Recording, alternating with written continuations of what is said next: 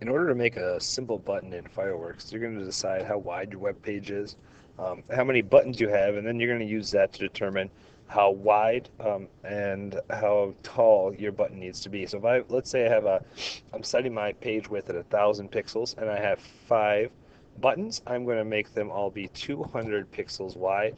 And I'm going to stick with a height of 50 for right now. You can pick and choose this just based on your liking. So if this is how big I want my button to be, that's a good place to start. I like to use generally some kind of a shape inside of my button.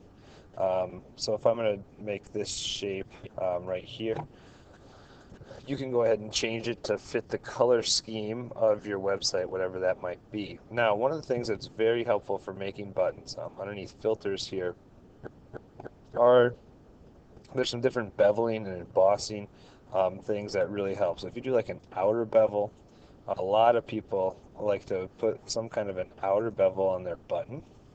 And I'm just going to say that, center this a little bit, that this is my home.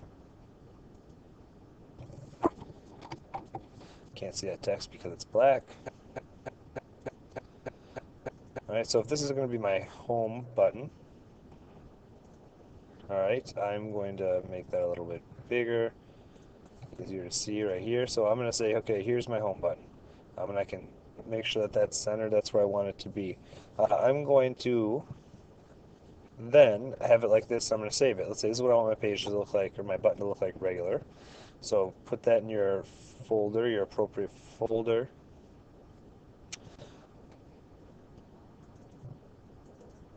So I have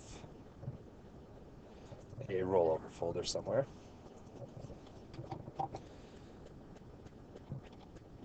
I'm going to have to call, I already did the, yeah, I'll just redo it. Home.